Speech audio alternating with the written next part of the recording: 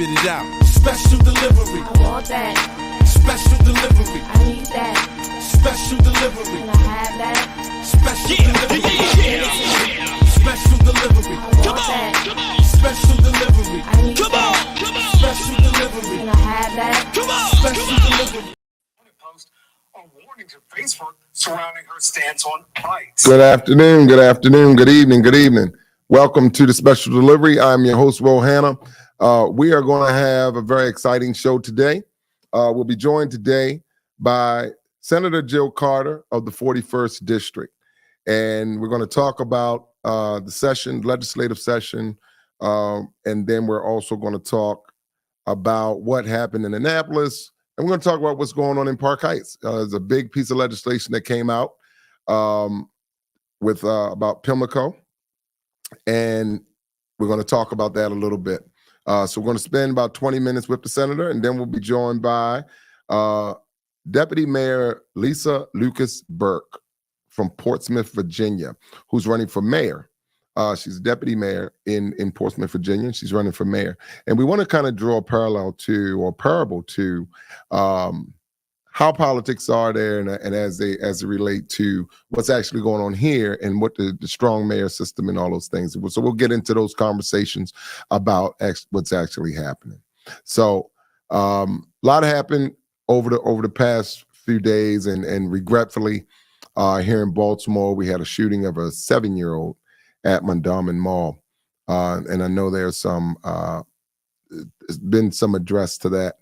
I know there's been some interviews and things like that have gone on, but it sheds light on the bigger problem that we have here in Baltimore, which is a cultural problem, in my estimation, more of a culture than it is something that we can legislate. So we'll get into that a little bit. I'll talk a little bit about what's going on in crime and grime in Baltimore, and sometimes we need to highlight what's actually good going on.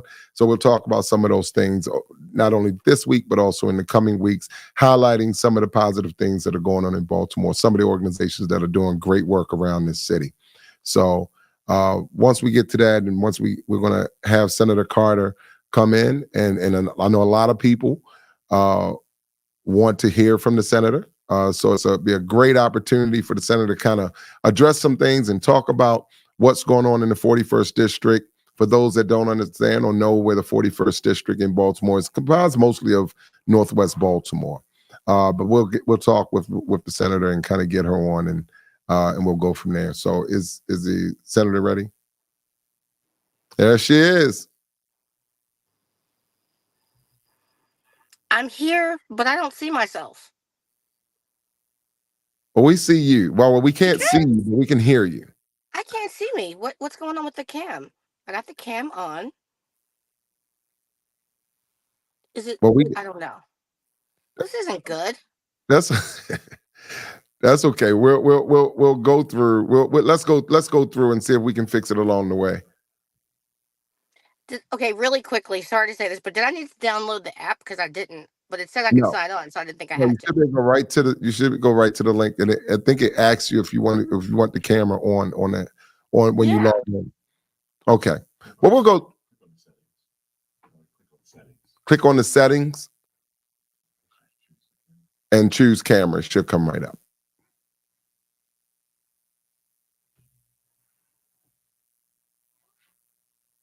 You got it, Senator?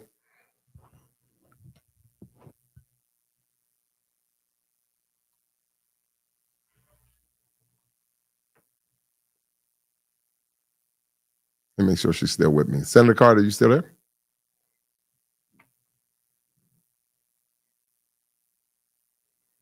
Let's give her a second to go through and see if she can process that. But we're going to be speaking live with Senator Carter. She'll be back on. We're going to fix the technical issue because we want to be able to see her on camera. Good to look in her face and kind of talk to her a little bit. But so there's a lot going on in the 41st District as it relates to some legislation, and we're going to get into once we get the senator back on.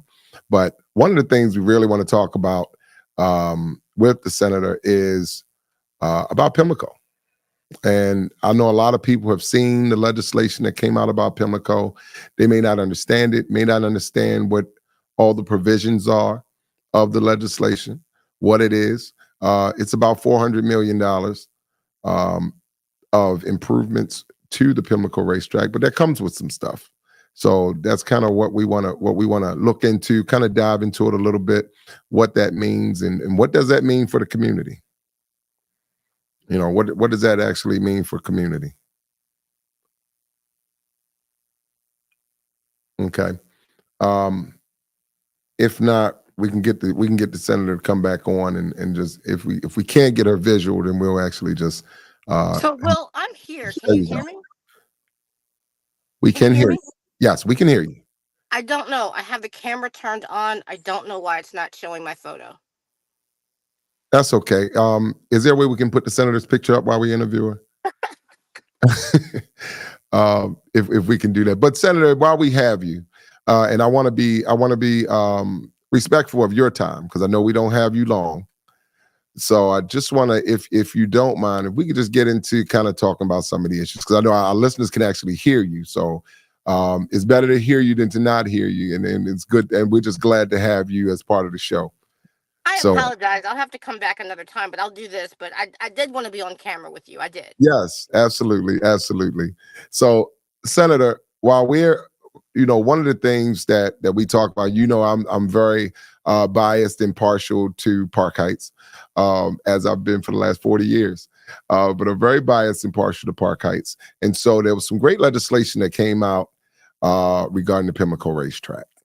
And so I want to know if you want to just kind of talk about that a little bit and we can dive into it a little bit about what that means, what the legislation is, and what it means for the community.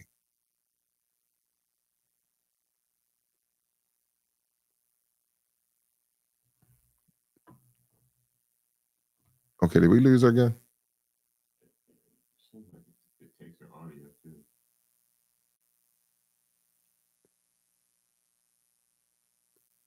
Okay, I think we lost the senator.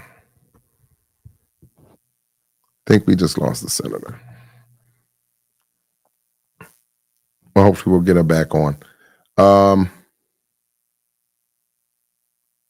Okay, I think is Dr. Allison in the waiting room? Yes, we'll bring her on. So in the meantime, while we're waiting for Senator Carter to come back in, we have Dr. Sabrina Allison, who's a Baltimore native who actually lives in Portsmouth, Virginia. I do. Yes, indeed. And great to have you back on the special delivery. I know we had you on a couple weeks ago as you were a featured guest. And so now, I think we're going to cut back out Dr. Allison, but you're going to be on here because you're going to be my co-host today. Okay. You're going to be my co-host today, and we're going to go into some of these issues. So, I would love to stick around and meet Senator Carter. So, there. We got her. There she is. There she is. Okay. There is the great senator from the 41st district, Senator Jill P. Carter. Wow. Oh. Now we can't hear you. Now we can't hear you. We can't hear. Now we can't hear you.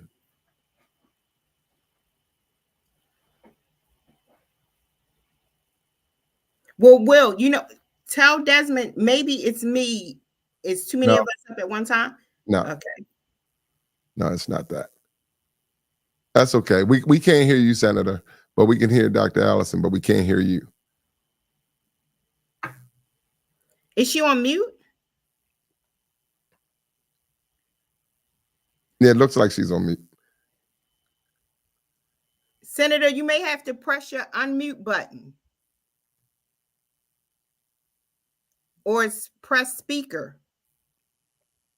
Yeah, because we can see you. We just can't hear you. I'm trying to think. Tell the senator it's good to see her. Good to see you, by the way. Right. We just can't hear you, but we can see you. And she is determined. I know, right? But someone messing with my mic. No, You might have to press speaker on your phone Yeah, because we can hear you or before we unmute. hear you, we can see you. But And, okay, Senator, can you try logging in one more and time? tell her to allow StreamYard to have As access to her camera. I to mean, her to her camera and mic. her mic. Yeah. If she logs Okay, out, I and logs finally am in. in. I There can you hear. go. Can you There. hear me? Now we can hear you. Okay. Yes. I can hear, and I'm so sorry for the hold up. I That's know that okay. you can't hold people's interest long these days, so I'm sorry to mess this up. Really quickly, That's okay. we had Senator. a major coup on Pimlico. Yes, it's no longer going to be privately owned; it's going to be owned by the state. What is so important, though, the highlights are we got 10% of the profits from racing, both when you have the special races as well as the dailies, as well as the Pimlico, the Preakness. 10% of profits to the community, specifically in perpetuity. We got an initial uh, resource input of $10 million for housing around the Pimlico, and we got 5 million at the front end for infrastructure around Pimlico. This is not in the racetrack. This is around the racetrack for the community that's been neglected for a very long time. But what I'm excited about is the 10% of profits, y'all. That's a coup. Forever. Think about it, Absolutely. because that's why absent that, we don't even need to have it there. If it's not doing something financially to benefit the community in perpetuity, it really doesn't have any need to be there. And so I think there were some people interested in, you know, racing, thoroughbred racing, and blah blah, and the industry. All that I cared about is, to the extent we're going to keep this, that we have a benefit for our people, and that's the only reason to have it there. Absolutely. And there were many of us, including myself, that were very critical of how the racetrack existed, but there was no benefit to the community. So even in times when we had racetrack impact funds, now we slots revenue, all of those things that were going to the Park Heights community, the racetrack itself had not been a direct benefit to, and I'll say Southern Park Heights. I'll call it the Southern Park Heights community, where we had the most issue, where we had the greatest need. Right. And so seeing that and seeing you all able to get that done and get that approved, it takes a lot of weight off of something that we've been fighting. I know me personally have been fighting for the last 20 years. Well, Senator, it's a pleasure to meet you as a former resident of Maryland and Park Heights born and raised. It's an absolute pleasure to meet you. And that means so much to me, because even though I don't live in Baltimore anymore, I'm still very much tied to Baltimore.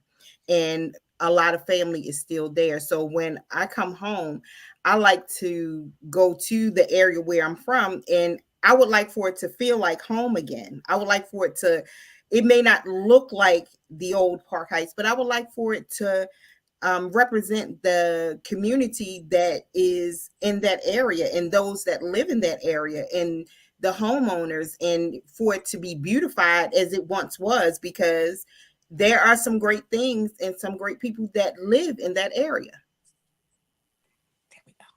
Right. I'm sorry. I'm still fooling with the camera. So yeah, first of all, let me tell you, I'm particularly partial to our legacy residents, the mothers, the grandmothers, the people that have held us down forever and have gotten Right. little to nothing in return. Those are the people that need to get resources so they can stay in their houses, so they can afford upgrades and improvements, so they can have a walkable neighborhood, so they can have grocery stores and retail right there that they want to have. I mean, there's retail and bad grocery stores everywhere, but we need Right. quality for our people. And in all honesty, that's the reason that I ever wanted to be in office. It's no joke. Will has known me for a long time. Yep. If you're not a service or a benefit to your people, there's really no point to you being in office. Right. Absolutely. And Senator, I know we could spend a whole show, a whole day just on Pimlico itself. And I know there was when we were on another network, we were on OLB, when we had you and Delegate Ruff on. We were talking about there was another allocation for $10 million that was going towards Park Heights Renaissance. We talk, and so you spelled a lot of that stuff out, and I don't want to belabor that point because I know there were some other great things that happened in Annapolis, and I wanted you to kind of get a touch on what you feel was some of the most important legislation that got done, other than Park Heights, because I know that was the most important piece of legislation that came out, in my estimation. But anything else that you'd like to touch In on? mine too. That was the most significant thing I think that the 41st delegation can take claim to in terms of a deliverable for our district. We got some other little pots of money, but money was tight. But can I just really quickly, I'm not going to take long. Did have one bill, and I want to put this out there to our people because, if I am dead and gone one day, I want this to be a crusade for our people. This bill passed the Senate unanimously, but the chair of Ways and Means, for whatever reason, I think because, a lot of these people, the wealthy developers are big campaign financiers, whatever. I had a little teeny bill that would begin the process of looking into the tax incentives that we give for developers and looking at the efficacy of them and whether or not they are benefiting our community. We're losing our tax base in Baltimore, have been for a long time. You may have Right. seen the documentary Tax Broke, but here's the deal. We're never going to have nice things. We're never going to have money until we stop giving away the farm, giving away hundreds of millions of dollars like we did for Port Discovery, like we did for Covington. all of Mhm. Harbor East. They don't even do that many tax breaks in the hood, right? But our people are overly burdened, and that in Baltimore. The people that can afford it the least pay the most. The people that can afford to pay don't pay anything. Nonprofits, no matter how large, pay nothing. This is a problem. It needs to be fixed. I feel like that's the way that we generate revenue for the things that we need. Really quickly, we did put $12 million into funding of evidence-based programs for juvenile services. I know that's a big issue on people's mind. One of the things I think the public needs to care about is the fact that we don't have children going to school, and we got the blueprint passed. It's going to create a wonderful 21st century stock of schools in Baltimore, right? But if nobody's there, or if little That's black right. children aren't there, then what difference does any of it make? We got a 54% chronic absenteeism rate. And so it's my view that these community school liaisons and others and principals and the school CEO needs to prioritize the chronic absenteeism and to go out to the community like we do in campaigns, knock on the doors and find out why the kid's not here. What can we do to help you get the kid there? What services does the kid need? What services does the family need? Blah, blah. I mean, absent that, what is the point of anything? And it's a lot of money. We're talking about a lot of money, for the blueprint. And I'm not sure exactly what the final number of dollars is, but I know it's substantial. Billions over 10 years. Billions. It's billions. So we're not talking about a couple of dollars here and there. We're talking about something that's if we're building these 21st century schools, who are we building for if they're half full? That's the But issue. that's always the question I always ask, Senator, is who are we doing? Like, even when it comes to schools, development projects, who's moving into these communities when people are leaving Baltimore in droves? Who are we building this stuff for? And it's a problem that we've talked about over years, but now it's even more chronic now because we're seeing more people leave, and we're not seeing a whole lot of things get better in the city. Not a lot.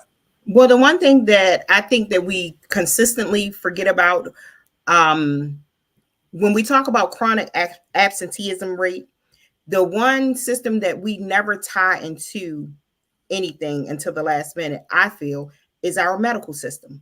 Because some of that could be medically related as to why either the child is not in school or the parent may not have the ability or strength to send the child to school.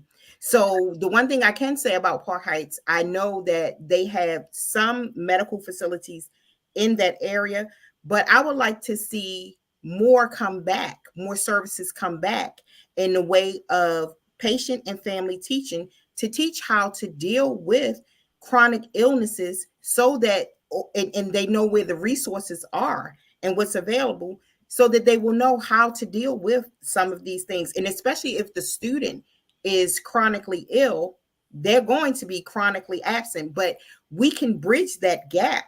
There is a way through insurance as well as homeschool with healthcare, that we can bridge that gap and make sure that that student is still being educated.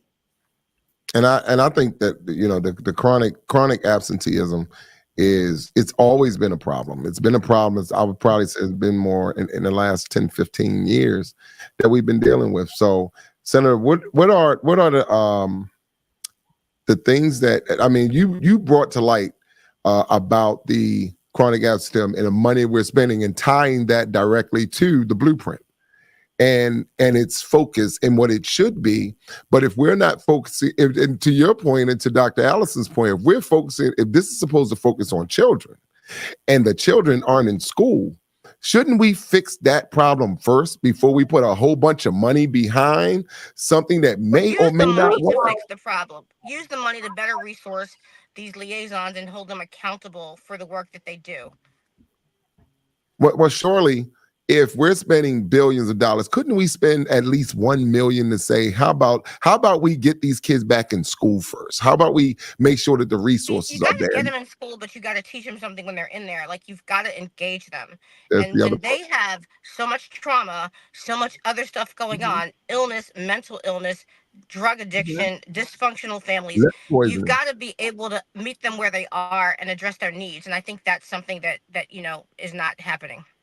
Absolutely, absolutely. Well, one thing that Senator brought to light that really does need to happen in bridging that gap, she said, let's treat this like a campaign. Instead of waiting to an election year, she said, let's go out in the community. So a lot of times we are saying what we can do, but a lot of it starts at home. So if we start with the home front first and figure that part out, and it's even if we are having to re-educate parents, even if we are having to put programs in place for the parents so that we can get out of the vicious cycle, the main point was made. She said, let's. She didn't say, you go. She said, let's, which means this is a team effort. She cannot do all that she can on the front end and bring the money. And then once we get the money, we don't have any idea what to do with it, or we just don't use it. And a lot of times we don't use the resources. So now that we have this overwhelmingly amount of abundance of cash, let's use it appropriately and let's start on the home front. Absolutely. And I'm trying to think of the name of the funding allocation that was named. I want to say it was begin with a T. That was done for education, and it'll come to me.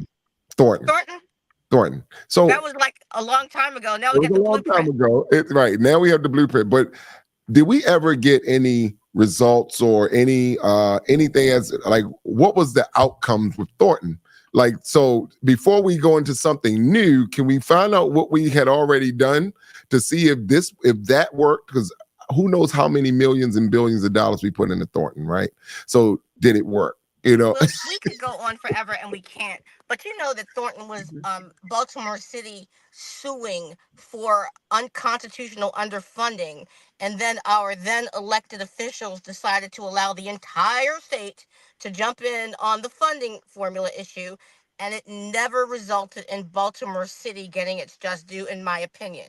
So, or in the facts and the data and the money, we never got what we needed. So now they build all the new schools, and we got the blueprint, a new funding mechanism in place. I think that our as a community, as the village, we need to make sure our children are there to partake of these beautiful 21st century schools and get this world class education that's being offered. Because if not, it's all for naught. And really quickly, because I know it's getting late and I got to go up the street. I'm sitting outside of the community meeting in Honey Ridge. And for the record, I'm going to say something very controversial. I have never loved. I love the policy part of my job. Yeah. I love legislation. I love debate. I love fighting. I love negotiating for what is right. But the thing I don't love that much, I even love these kind of shows. Right. I don't love the community meetings. No, I love the community. That's not the issue. It's because when you go to these meetings, you have this group of people sitting around only caring about their specific like neighborhood or community, like things that are really like about policing or the city. And I always feel like, we're like superfluous. We're just not really that important to them. And yet they take up every moment of our evenings. Do you know Right. what I mean? That So, that comes but with us being able to educate our voters between what a state official does and what a city official does, and that goes with some education. But Senator, I know you have to I feel like they go. just want us to be happy all the time too. And you know this as a woman, they just Yes, want us happy and joyful, and they don't care about the seriousness of our work. Mhm. right. And so I tend to be serious more than happy or joyful, because this is war. Really quickly, can I just touch on one other quick thing? And I know I'm holding myself up. Absolutely, Senator. Um, can we just talk briefly about guns? Yes, Guns. Um, guns. Guns is the new war on drugs, is the new war on guns, right? Because just like with drugs, there's no focus on the traffickers, the black market wholesalers, the high level people that are influxing our communities and our city with all of these guns. I'm not talking about just the ghost guns. I'm talking about the illicit guns on the street. And so Right. the legislators' focus continues to wrongly be on the mere possessor of a gun, people that live in neighborhoods that, if you talk to any young kid or even an older adult, like I'm sure you do, they feel like they cannot not be armed in their Yeah. home or on their person Mhm. in the war zones that they Right. feel they live in. It's a Yes. matter of self preservation. And so we continue to have a very disconnected legislative body that wants to criminalize everybody just in mere possession of an illegal gun. And you know, there's a culture where people don't even think they can get a gun, or they got a prior conviction they can't get a gun legally. So this is what we're relegated to. I just want to put out to the people, can we please stop focusing on the mere possessor of a gun like they're the worst person in the world, and focus on the people that are putting the guns in our communities, just like the people that put the drugs in our communities? The addict wasn't the problem. It was the supplier that was the problem. Mm. So on the gun thing, I just want us to wake up and be smarter. And I spent a good Mhm. part of the session fighting off felonizing first time possession of an illegal gun. Felonizing it. Mm. You know what that would do, right? It would Right. destroy our whole city of young people. Right. So anyway, that's all I wanted to say because I think it's an important issue. No, absolutely, absolutely. And the gun issue is, I mean, it's been how long that we've been dealing with the gun issue, and we haven't figured out a solution. Apparently, something we're doing or the way that we're approaching it hasn't worked. It's the same thing we've done with the drug issue, and I it think you hasn't got to worked. educate people like Leo Burrows said on gun safety, and I've been saying that for a long time too. Like, they're gonna have guns. At least they could understand how to safely secure them, operate them, and the Mhm. damage they can do. I think that the lack of education, the ignorance, coupled with the gun access, is deadly. Absolutely, Like whoever the bad idea it was to run through Mondawmin Mall, shooting up people. That was ridiculously stupid, wrong, and I don't know who did it, but I'm fairly certain they weren't seeing past their immediate situation into the harm they could potentially cause to anyone else, especially a 7-year-old child. And that's what I mean. Let's assume everybody's going to have access to a gun. Let's educate them on the laws, on the safety, and what can happen to them if they are caught with a gun. I just don't think they know. absolutely, absolutely. And Senator, we're definitely going to have to bring you back on. I'm glad that you came because you were actually one of my first guests when I was on radio. On the special delivery. So you actually one of my first guests. So I'm glad to have you back. And we definitely want to bring you back on, and we can talk about some other issues that are pertinent to you and to the 41st district and to the city of Baltimore as well.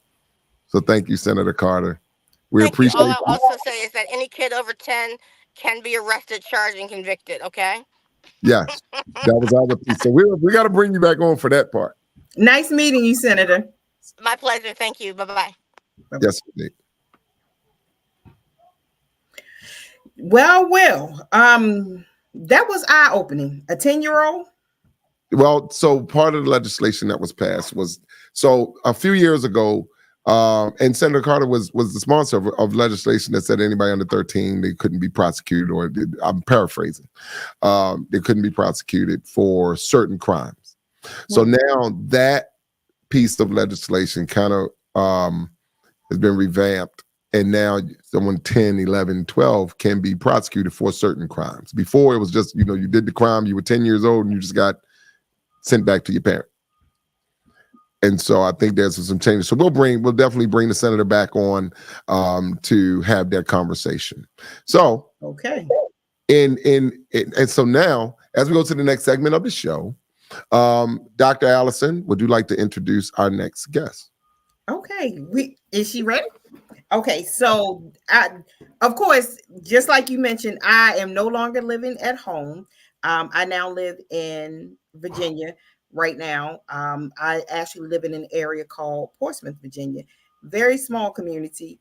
We are 33 miles around, not including the water. So we're not as big as Baltimore City. About big as 695.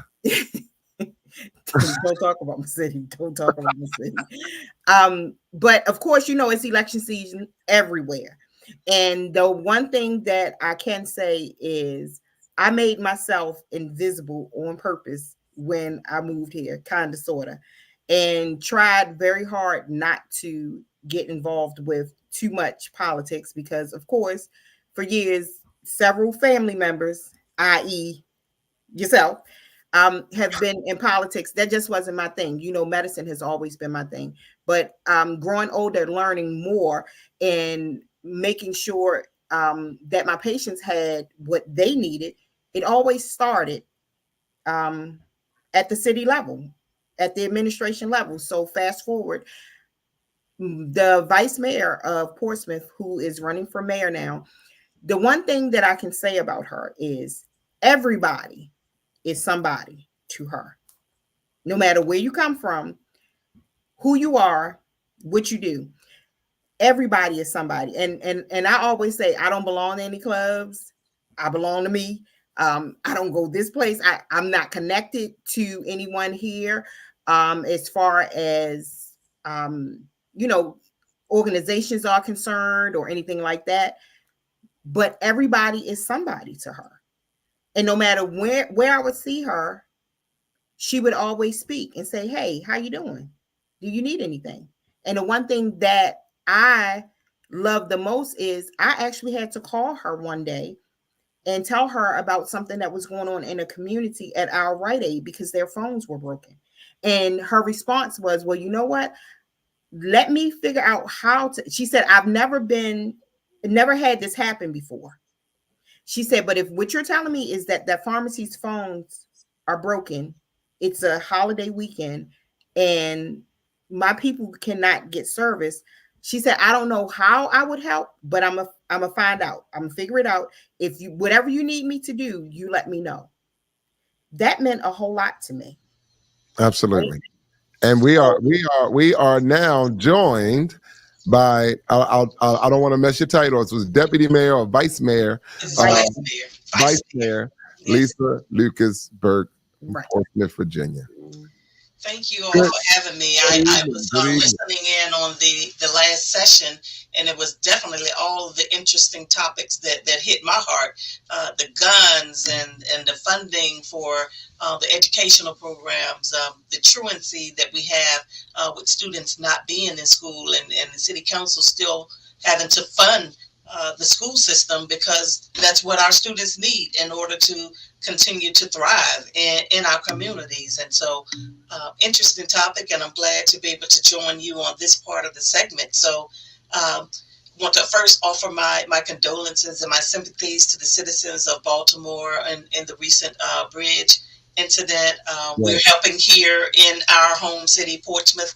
We're a port city, so we do have the Port of Virginia and Virginia Gateway, Virginia International Gateway, where our boats come in, the ships come in, and we load up the information, the products for in the delivery back out. So we're glad to be able to assist Baltimore in any way that we can at this time. And that's just like Dr. Allison stated, it's near and dear to my heart when anyone is hurting and they're connected with our city or anywhere in our region and anywhere just on our East Coast. We consider our East Coast our family and our sister cities as well. So any way that we can help at any time that anyone is hurting, we want to be able to offer that, whether it's through mutual aid or just our own resources, sharing of resources or sharing information between our states and our cities. We're happy to do that. Absolutely, and I'm glad you drew that parallel to what's happening here in Baltimore and the tragedy that happened here, and how you link that support, because we've seen, and I think most of our elected officials would agree that we've seen an outpouring of support from all across the country, but to have you all in a neighboring port city in Virginia. I think it matters, and I think you all probably a little more closer to the situation than what most people may realize. Exactly. And but for the grace of God, it could have been anybody's city that that ship it came disabled and was not able to stop, and it could have been anywhere, because we have Chesapeake Bay Bridge, we have our Monitor Merrimack, we have our Hampton Roads Bridge tunnels, and so we have our James River Bridge. So we're all surrounded by this same water, the Chesapeake Bay, and anybody could be impacted with the issue that could have occurred. And a lot of people don't realize that the Chesapeake Bay runs to Virginia. They think Baltimoreans think that they own the Chesapeake Bay. We do. We do. Hey, Baltimoreans will tell you that they own the Chesapeake Bay. We do. We own it all. We do. It doesn't run, water finds its way to run downhill, and all of that. But people don't realize how extensive the Chesapeake Bay are, and really how the Chesapeake Bay draws our community, which should draw our communities closer than we are further apart. That's exactly it.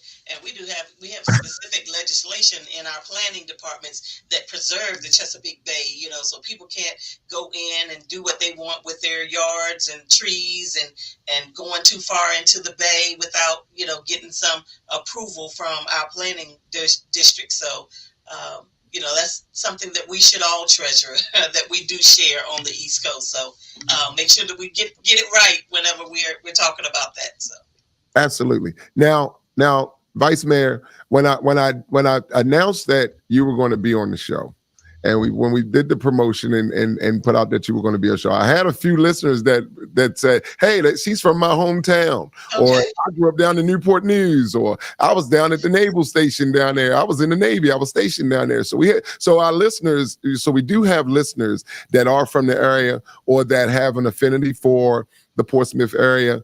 And that coastal Virginia area, on that eastern seaboard of Virginia. So you are so one thing we want to talk about. You are running for mayor, Mayor of Portsmouth. So how's it been on the campaign trail? What are you hearing from your constituents? Well, I'm hearing what Dr. Allison mentioned, that people know that, for one, I was born and raised in the city of Portsmouth, educated in the Portsmouth Public Schools, took my first job in the city. So I learned municipal government at an early age, right? Fresh out of college, went to Norfolk State University. Behold, the green and gold for those Norfolk State lovers on this side of the town. And got my first degree was electronics engineering, and then went to work in the city in the IT department and learned municipal government at that early stage of life. So I've learned municipal government from the ground up. After I served 13 years with the city, I came to my family business, which was Lucas Lodge, and we provide services to adults with developmental disabilities, and we've been doing this successfully for the last 25 years. Wow. But somewhere along the track, I'm a member of Delta Sigma Theta Sorority Incorporated as well, and there we go. We got to throw up the meeting. You did it right. There you go. You got to do it without the real hand. So yeah, there you go. But one of the things that we do in that public service sorority is we provide public service, and we do voter registration, and we do restoration of rights, and we care about economic development, and we care about the education of the students. So all of those things were the things that are passionate to my heart. And when I got married in 2000, and my husband was living in Virginia Beach, and so he was already established, so we moved to Virginia Beach, and I saw all of these great things coming up. They had Cheesecake Factory, they had a mall, they had, eateries, Ruth Chris came online, they had the Funny Bone, they had things for the community to do, entertainment at eateries, restaurants, shops, and Portsmouth had nothing. We had a Walmart.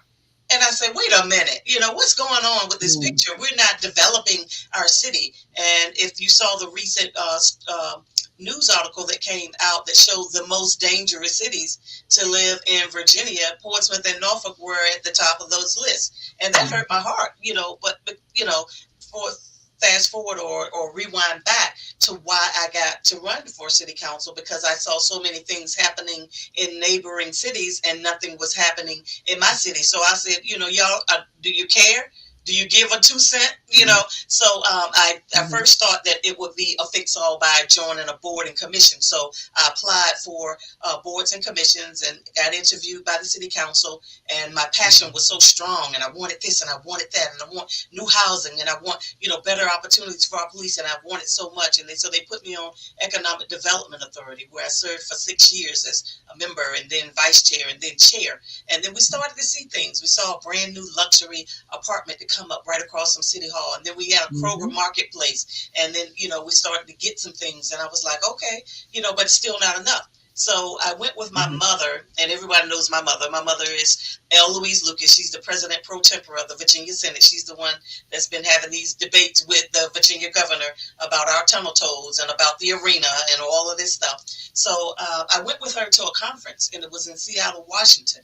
And when I was there, I saw all of these elected officials like Dr. Jill that just went off, the senator, and they were advocating and they were lobbying for things for their community. And I say, I do that all the time. In Delta, we do that when we go to Delta Days at the General Assembly, or when we go to Delta Days at the nation's capital, and we advocate for health issues, and we advocate for housing, we advocate for things that are going to impact our communities in a positive way. And I said, I've been doing that for 20 years and in Delta. So I'm going to run for city council. And I was in this forum, and people were talking about they need to get some more people. We need to get more people energized. We need to get more women running for office. And so I stood up. I said, you know what?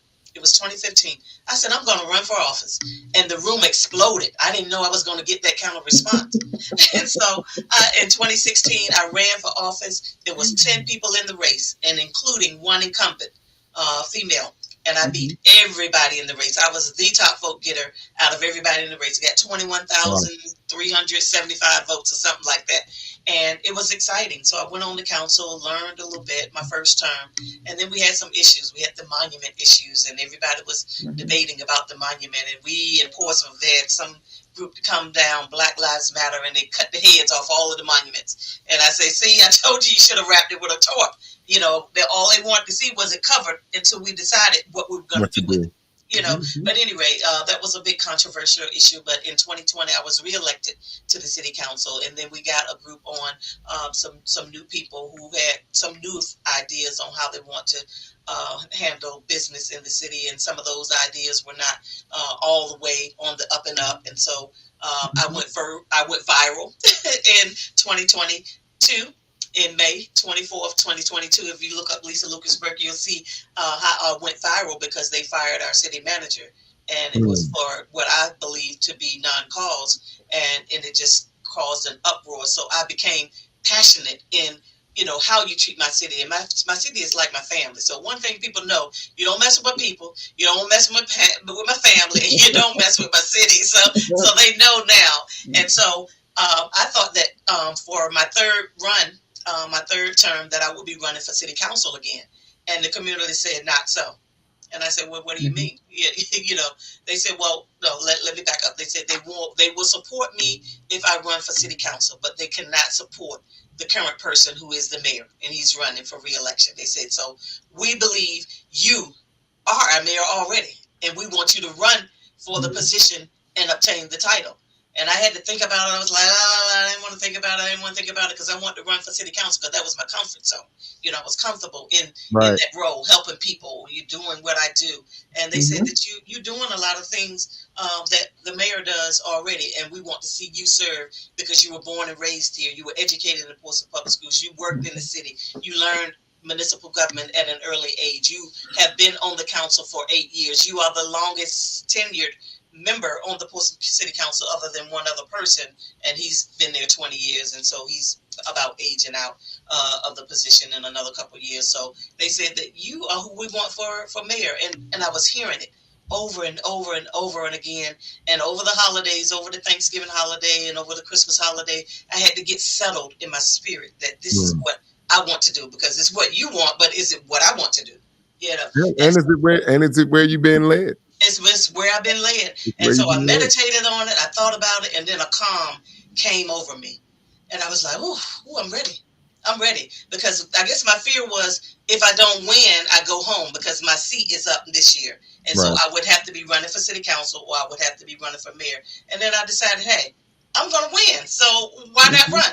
So when I decided that I'm going to win and I'm going to be mayor, it was no thoughts on my mind. So I'm in there. I'm getting campaign signs. I was a little late getting on right at 7 o'clock, because I had a group of 20 guys here, young guys that are in mentor groups, and they were helping me put my signs together, because the first batch of signs that I ordered, 400, are gone. They're gone already, just like that. Wow. I had my campaign kickoff last month, and it just overwhelmed me, the support that people are giving, the money that they're donating, the support that they're offering to help, to go with me to forums, and to be there with me when I go to civic leagues, and just to be there on election day as poll workers. And the community wants a change. And I had said at one of our former previous council meetings, I said, we can't continue to do the same thing if we want a new result. So we have to do something different.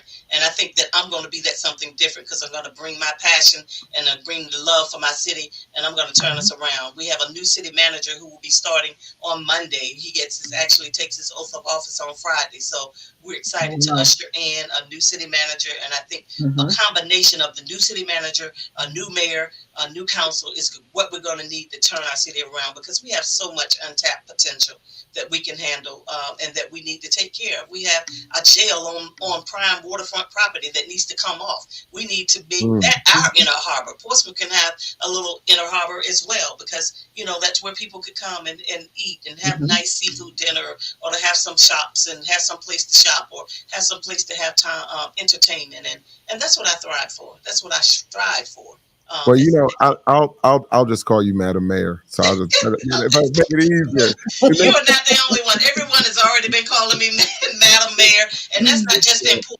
It is in our surrounding cities. It is in Richmond, and it is just amazing that people already see in me what's inside, and it just needs to come out. It needs to absolutely. But I know there were a lot of people that couldn't understand why would I have a mayoral candidate from Portsmouth, Virginia, on the show. And so I wanted people to understand and see that not only did Baltimore have support outside of 695, Absolutely. right, but also that some of the issues that we face are not just unique to Baltimore. Yes. That some of the very same issues, I'm glad that Senator Carter was on and kind of alluded to some of those things right before you came on, that we deal with these things globally, universally, in a lot of our neighborhoods across the country. Yes. And the politics of it it's somewhat the same.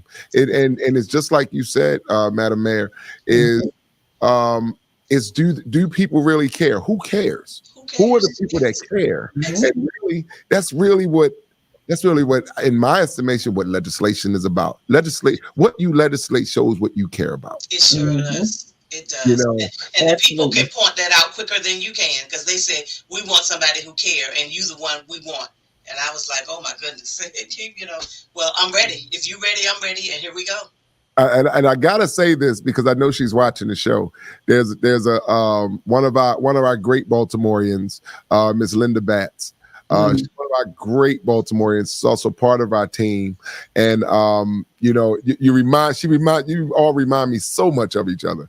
And I gotta make the introduction at some point. It won't be today, but I gotta make the introduction. I'll talk to Dr. Allison and see if we can make that happen. I look forward to it. For you two to just have a conversation. And I think you draw the you draw all of the intangible things that happen not just in Portsmouth, but also those things that we can also learn from in Baltimore. For example, you mentioned about about being a Delta.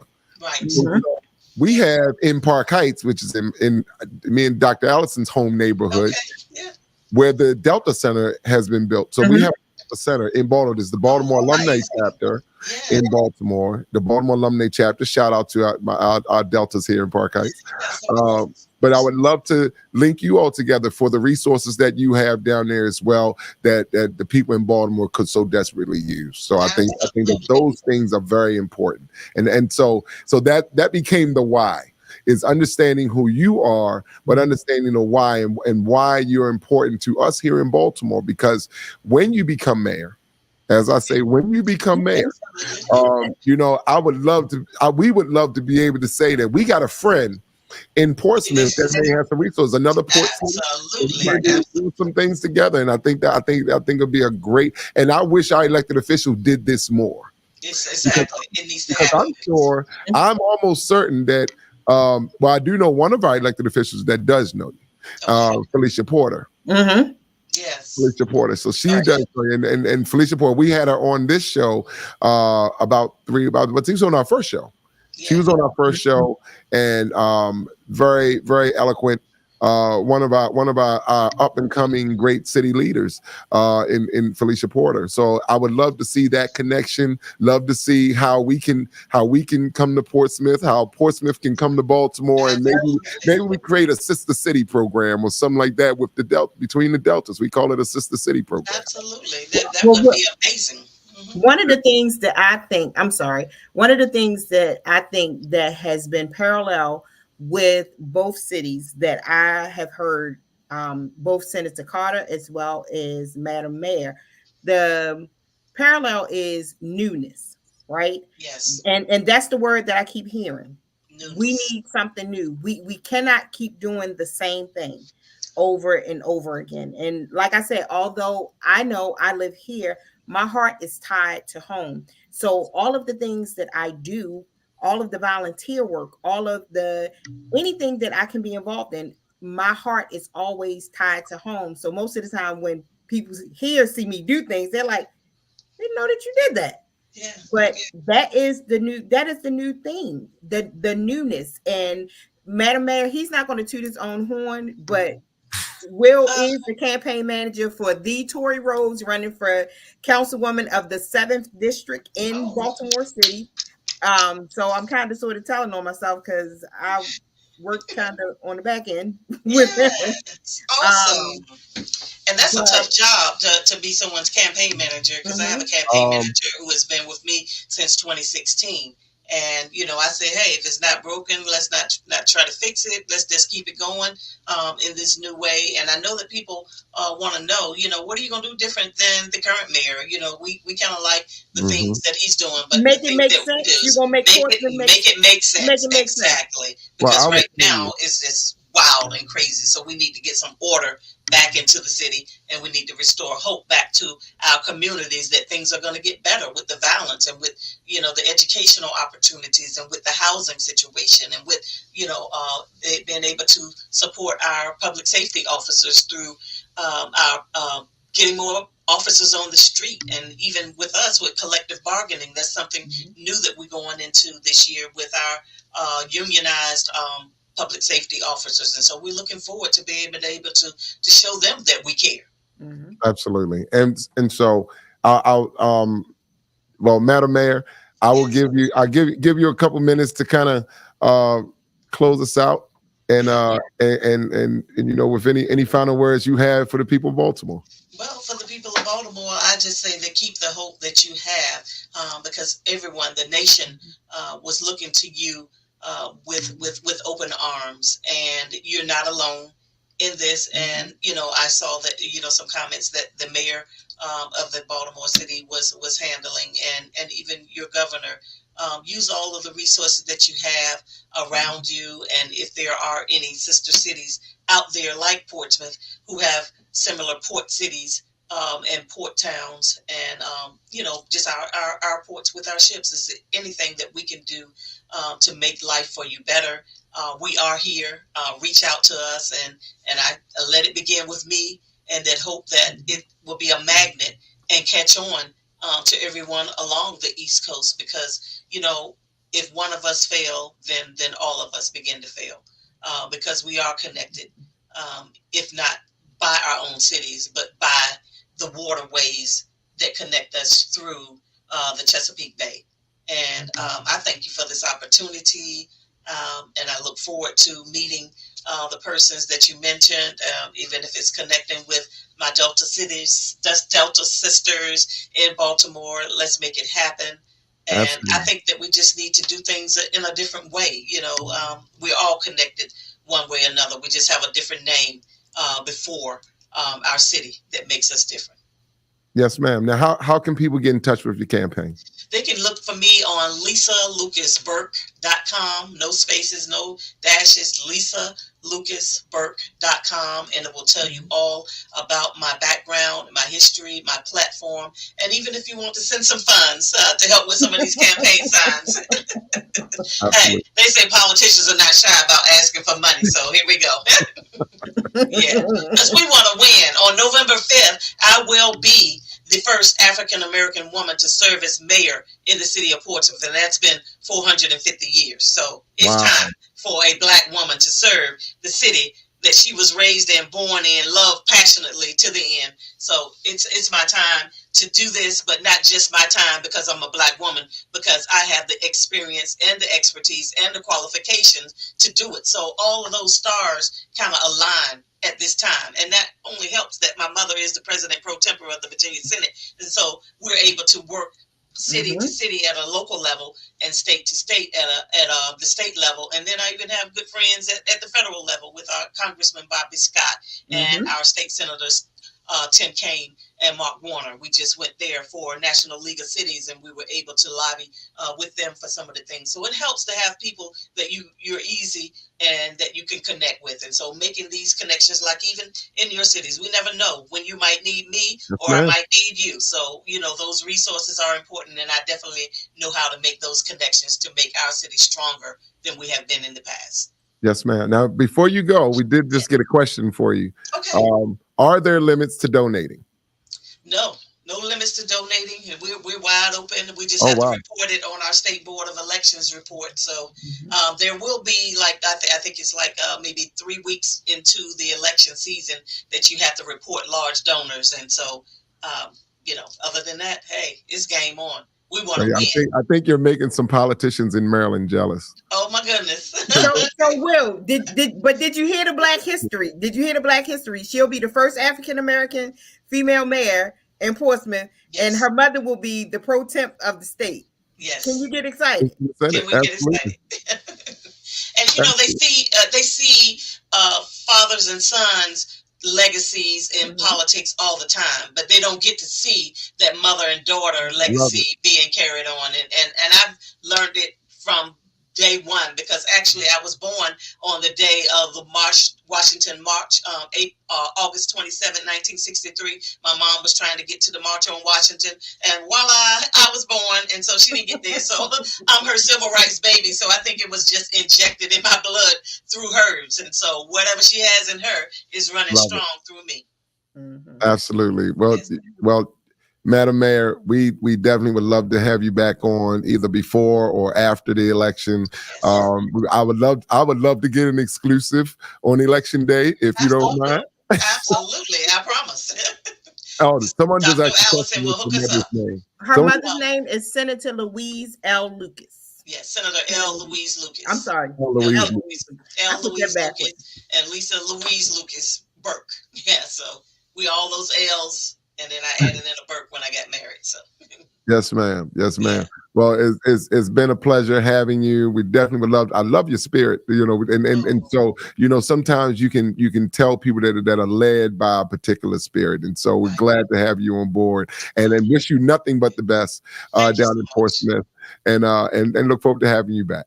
Thank you for this opportunity. You all be blessed, and I look forward to joining you again soon. Thank you. Okay. Absolutely. Thank you, Madam Mayor. Right. Madam Mayor. Yes. Okay. I think how much time we got? None. We're good. We're done. Well, let me. So, all right. Well, let me. Before we close out, I want to make sure that and next week we're going to have a really, really hot show. You'll see the announcement come out, but it's going to be a really hot show.